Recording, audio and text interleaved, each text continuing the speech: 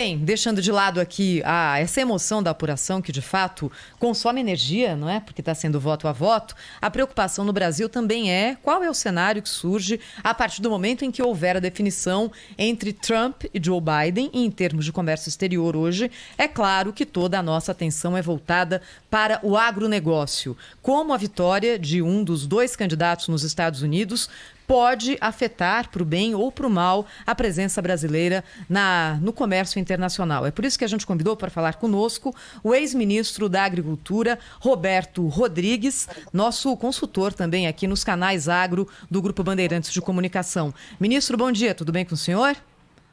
Bom dia, Thaís. Tudo bem com vocês? Tudo jóia. Começar pela pergunta principal, então. Qual é o quadro que o senhor enxerga para o agronegócio brasileiro em caso de vitória de Trump e de Biden, já que ambas são possíveis nesse exato momento?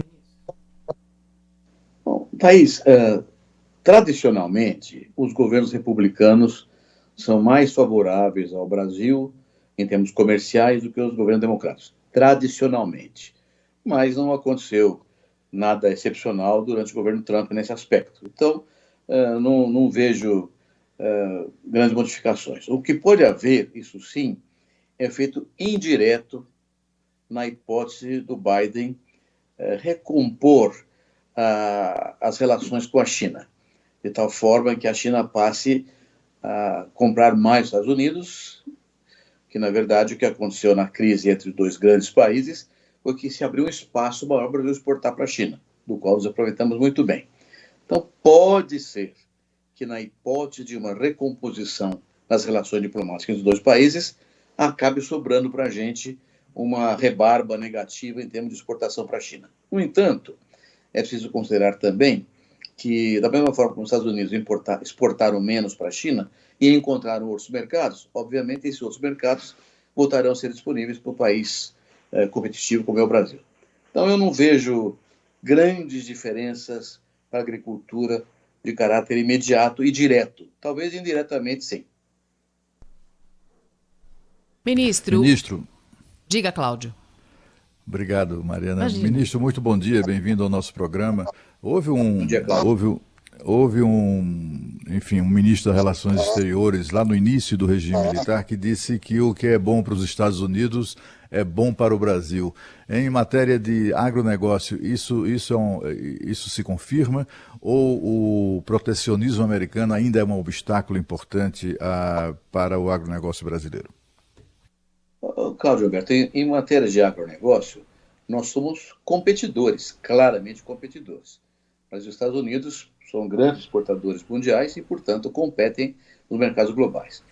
Agora, do ponto de vista de mercado norte-americano para o Brasil, aí sim é que as coisas podem ser um pouco mais entendidas em relação a essa fala desse chanceler brasileiro.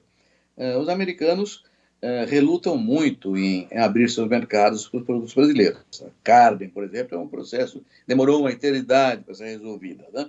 E continuam com dificuldade em relação ao açúcar, as tarifas do suco de laranja continuam elevadas, então não é um mercado, digamos, aberto, um mercado livre para os produtos agrícolas brasileiros.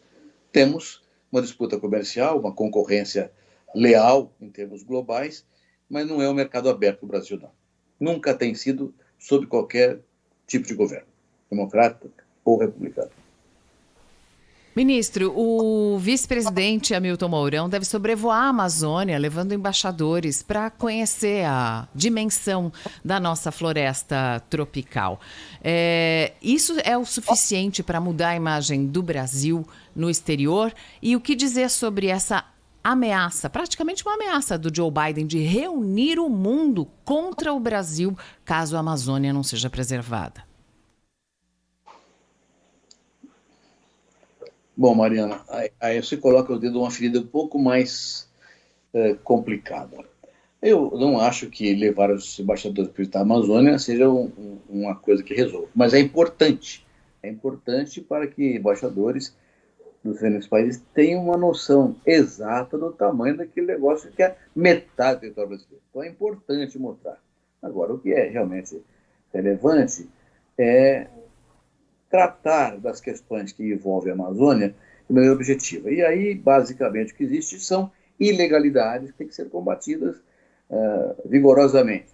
O desmatamento ilegal, a questão de incêndios criminosos, invasão de terras, descumprimento de contratos, são temas legais que têm que ser cumpridos. A implementação definitiva do Código Florestal, que foi um documento legal dificílimo de ser obtido, mas que finalmente conseguiu consenso entre ambientalistas e produtores para ser implementado. Falta implantar o Código Florestal. Então são questões basicamente de caráter legal que tem que ser cumprido na Amazônia. E eu acredito que o vice-presidente Hamilton Mourão tem muito claro esse processo de trabalho dessa direção. Agora, há um outro tema que não é, digamos assim, de aplicação da lei direta, mas é o tema da questão fundiária na Amazônia, né? Ainda existem lá milhares de produtores que foram levados há anos atrás por diferentes governos, tendo em vista a ocupação do espaço territorial e garantir firmemente a posse do território brasileiro, mas é que até hoje não tem ainda a sua propriedade adequadamente consolidada do ponto de vista fundiário. Então, um produtor rural que não tem a propriedade da terra definida, clara, não tem o que oferecer como garantia para financiamentos rurais de qualquer natureza. Isso acaba levando a empobrecimento desses produtores e a ações eventualmente ilegais, porque falta, na verdade, o tema fundiário adequado. Então, eu acredito que o grande tema da Amazônia seja realmente avançar com as legalizações, com as legalidades, inibindo a ilegalidade. Esse é um tema central que o governo federal tem que enfrentar. Quanto a uma ação do eventual presidente Biden nos Estados Unidos contra a Amazônia, numa ação orquestrada de ação, o Brasil não é um país pequeno para se tratar dessa forma. Não acredito que haja qualquer retaliação mais grosseira em relação ao Brasil. A Amazônia é nossa, nós temos que tomar conta dela adequadamente e com isso dar as respostas que o mundo espera que a gente dê, sem que isso represente qualquer ameaça ou qualquer avanço indevido à soberania brasileira. Ministro Roberto Rodrigues, bom dia. Bom dia. Parafraseando o que já disseram sobre a guerra, parece que também nas eleições a primeira vítima é a verdade, né?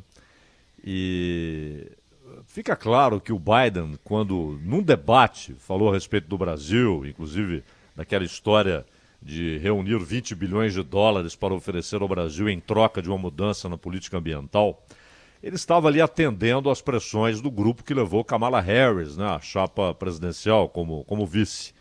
Agora, se ele de fato ganhar a eleição, é aquele negócio. Primeiro que nos Estados Unidos, quem determina o que é comercializado e com quem é a iniciativa privada. O governo muitas vezes impõe tarifas e tal, mas é a iniciativa privada que determina os rumos do comércio. O senhor não acredita que tenha sido muito mais uma bravata eleitoral e que depois voltaremos todos ao pragmatismo, à realidade das necessidades dos dois países? É isso. Zaidan, eu de política não entendo muito, não. Eu entendo um pouco de agricultura, já estou velho demais para aprender sobre política. Mas você conhece isso muito bem. E treino é treino, jogo é jogo, campanha é campanha, né? Governar é outra coisa. Então eu acho que é possível, sim, que essa postura do candidato Biden no período eleitoral seja uma postura que atenda a demanda de uma grande parcela do seu eleitorado. Então, não vejo nisso nenhuma bravata, nenhuma ameaça, mas uma postura eleitoral natural no processo. Agora, você tem toda a razão, o comércio é feito pelo setor privado e os interesses nessa área que vão determinar o resultado. Claro que políticas públicas que reduzam o acesso ao mercado podem perturbar a ação comercial do setor privado.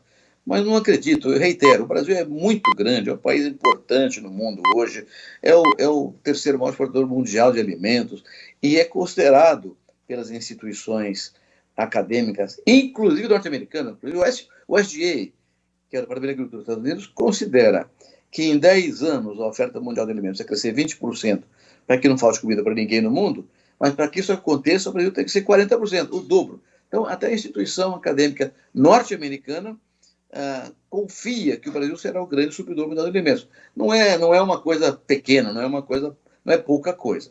É um cenário muito respeitável para ser destratado ou ser desconsiderado. Então, eu não acredito em nenhuma retaliação maior contra o Brasil, porque o Brasil realmente é um país relevante no cenário global. Ministro Roberto Rodrigues, muito obrigado pela entrevista ao vivo aqui ao Jornal Gente da Rádio Bandeirantes, hein? Uma boa quarta-feira aí para o senhor, até uma próxima.